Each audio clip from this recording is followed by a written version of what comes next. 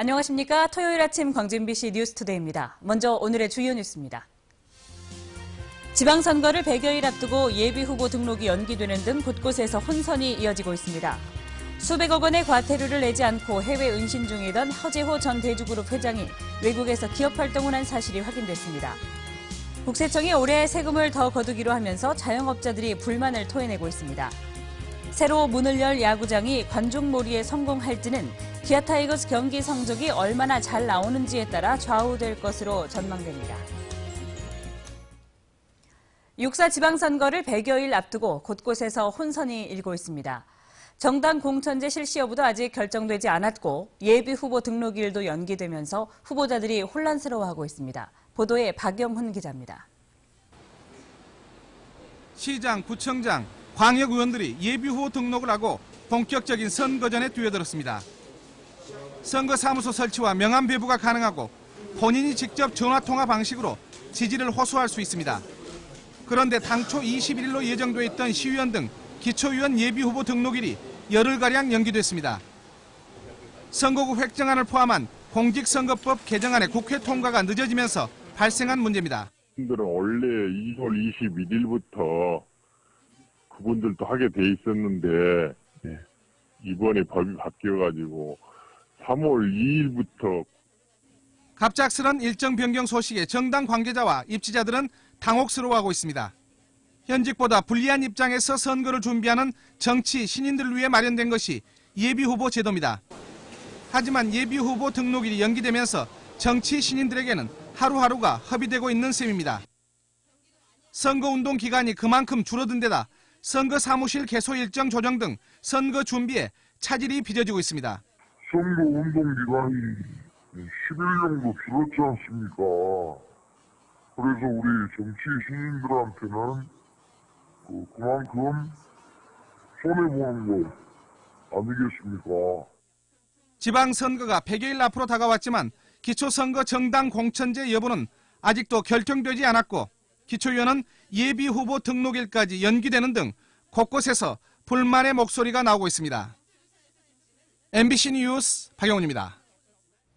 새누리당의 봉사조직인 누리스타 봉사단이 어제 광주에서 발대했습니다. 광주 전남 누리스타 봉사단 발대식에는 정우택 최고위원과 김무성 의원 등 새누리당 지도부와 시도당 위원장 등이 참석했고 지역의 문화예술인들이 자리를 함께했습니다. 새누리당의 특별기구로 설치된 누리스타 봉사단은 예술인들을 중심으로 나눔 문화를 확산시켜 나간다는 계획입니다. 400억 원대의 세금과 벌금을 안 내기 위해서 해외 도피 중인 허재호 대주그룹 전 회장이 실제로는 뉴질랜드에서 최근까지 왕성한 기업 활동을 했던 것으로 확인됐습니다. 뉴질랜드 건설사에서 현재도 고문으로 활동하고 있는 사실이 취재 결과 확인됐습니다. 김인정 기자의 단독 보도입니다. 뉴질랜드 KNC 건설이 대주 건설의 후임을 자처하고 있다는 보도 뒤 KNC 홈페이지가 갑자기 사라졌습니다. 하지만 인터넷에는 KNC 건설의 기업 정보가 여전히 남아 있습니다. KNC 건설 기업 정보란에 나와 있는 디렉터, 즉 회사 임원의 영문 이름은 허재호. 최근까지 회사 임원을 맡아왔다고 돼 있습니다. 인터넷에 공개된 전화번호로 국제전화를 걸어봤습니다. 한국 사람이 전화를 받습니다. 모르죠. 한 번씩, 어쨌든 한 달에 한 번씩 나와가지고 고문으로 계시는데. 아, 그래요? 그런 활동을 전혀 안 하시니까 몰라요, 잘. 허 씨가 적어도 이 회사에서 고문 역할로 활동하고 있는 사실은 확인된 겁니다. 하지만 대주그룹과 자신들은 아무 관계가 없다고 강하게 부인했습니다. 옛날에 그 대주에서 근무했던 직원 2명이 와가지고, 예, 여기 KNC 근무하고 있거든요. 예, 예, 그래서 그 직원들이 대주하고 연속성이 있어서, 예. 그렇게 아마 밖에서 추측을 했는가 봐요, 기자들이. 아무 관계없는 회사라고.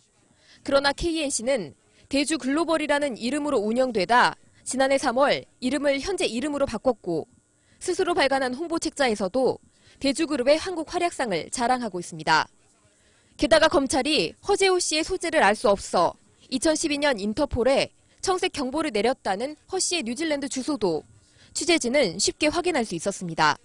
400억대 벌금과 세금을 내지 않고 뉴질랜드로 도피했다는 허재호 씨가 어떻게 기업 활동을 하고 있는지에 대한 의문이 커지는 가운데 사법당국의 처벌 의지도 의심받고 있습니다.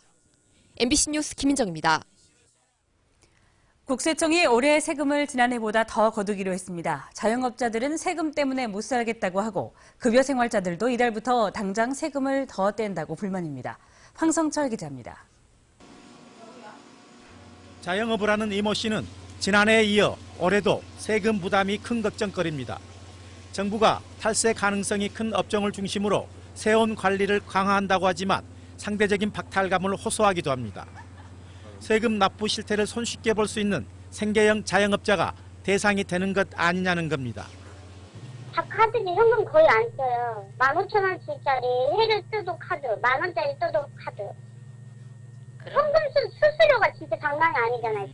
총 급여가 7천만 원 이상인 봉급 생활자들도 이달부터 세금 부담이 더 늘어납니다. 우선 급여에서 세금을 원천 징수할 때 적용하는 기준인 근로소득세 간이 세액표가 바뀌었습니다. 한 달에 600만 원씩 버는 셀러리맨은 가구 수와 관계없이 매월 3만 원씩 세금을 더 떼게 됩니다. 국세청은 소득세와 법인세, 부가가치세 등 올 국세를 지난해보다 14조 7천억 원 더 징수하기로 했습니다. 오는 26일 일선 세무서장 회의를 통해 구체적인 지침을 밝힐 예정인 가운데 대형 병원과 유흥주점, 부동산 임대업 등 고소득 자영업자가 주된 목표라는 입장입니다.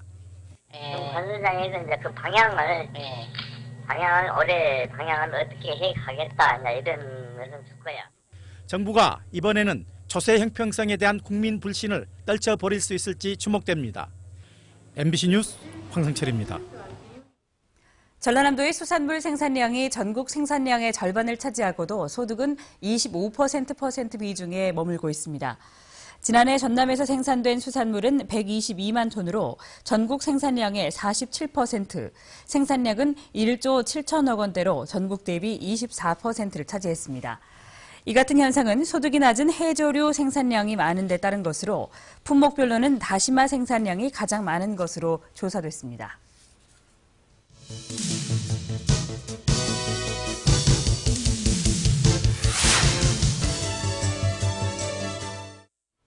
새 야구장 개장 원년을 맞아 홈팀 기아 타이거즈의 전력을 점검하는 연속 보도입니다. 오늘은 마지막 순서로 모든 환경이 달라진 새 야구장에서 호랑이 군단의 경기력을 점검해 보도록 하겠습니다. 야구장의 관중몰이가 성공하려면 타이거즈의 성적이 어느 해보다 중요합니다. 이계상 기자입니다. 광주 새 야구장은 직선 방사형이 아닌 직선 굴절형 구장으로 자리를 잡았습니다. 1-3루 파울전이 대폭 줄어들었고 홈플레이트에서 뒤편 백네트까지 거리도 무등 경기장보다 1m 가까이 짧아졌습니다. 야수들이 잡아낼 수 있는 파울볼이 줄어들게 돼 투수와 수비수들에게 불리할 수밖에 없습니다. 설계 단계부터 관중 친화형 구장을 표방하다 보니 관중들은 실감나는 경기를 볼 수 있지만 선수들은 그만큼 적응하기 어렵다는 얘기입니다. 선수 입장에서는 그날의 컨디션에 따라서 관람객하고의 그 공간이 가까이옴으로써 약간의 부담감을 안을 수가 더 있겠죠. 새 야구장의 좌석수는 무등 경기장보다 2배 가까이 늘어난 2만 2천 녀석. 기아 구단은 넓은 관중석을 어떻게 채울지가 고민입니다.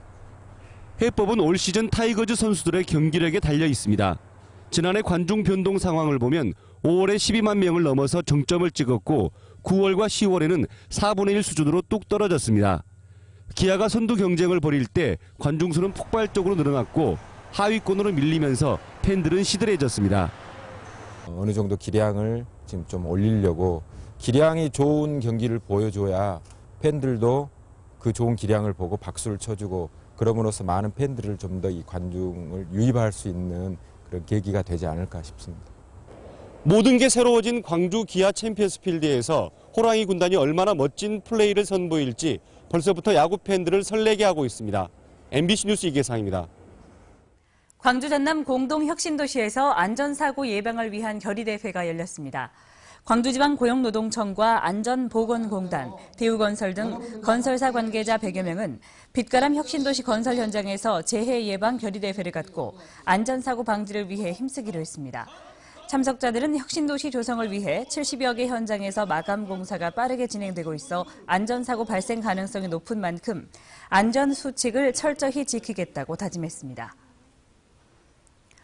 광주 북부경찰서는 심야 시간 CCTV가 설치돼 있지 않은 곳에서 여성을 성추행한 혐의로 17살 최모 군을 붙잡아 조사하고 있습니다.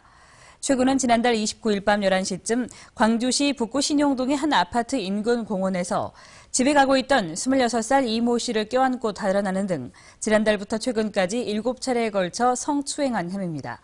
한편 범행이 발생한 장소에는 CCTV가 없어서 CCTV 설치를 요구하는 민원이 잇따랐던 것으로 알려졌습니다. 금호고속 직원 가족들의 서예 모임인 금묵회 회원들이 유스퀘어 금호갤러리에서 첫 전시회를 열었습니다. 이번 전시회는 45명의 회원 가족들이 석계 장주연 선생의 지도 아래 맹자와 논어 등의 구절을 붓글씨로 담은 70여 점의 작품을 선보이고 있습니다. 금묵회는 모임이 결성된 지난 2007년 이후의 발자취를 돌아보고 마음의 밭을 일군다는 생각으로 첫 전시회를 마련했다고 말했습니다. 시야가 조금 뿌였습니다. 옅은 안개와 미세먼지 때문인데요. 현재 시정거리가 광주가 9km, 순천이 7km를 보이고 있습니다. 미세먼지 농도 살펴보겠습니다. 지금 광주 광산구가 109, 북구가 107 마이크로그램으로 평소의 2배 이상의 수치를 보이고 있습니다. 나가실 때는 마스크를 착용하시는 것이 도움이 되겠습니다. 자세한 지역 기온입니다. 이 시각 담양이 영하 5도, 광주가 영하 2도, 화순이 영하 7도를 보이고 있습니다. 낮 최고 기온은 장성과 담양이 10도, 구례가 12도로 아침과의 기온차가 크겠습니다. 휴일인 내일도 맑은 가운데 일교차 큰 날씨가 이어지겠습니다. 내일 광주의 아침 최저 기온은 영하 3도로 쌀쌀하겠고 낮 동안은 12도까지 오르면서 포근하겠습니다. 물결은 먼바다에서 1.5m로 비교적 잔잔하게 일겠습니다. 다음 주에는 봄 기운이 더욱 완연해지겠습니다. 수요일과 목요일에는 비가 내리겠습니다. 날씨였습니다.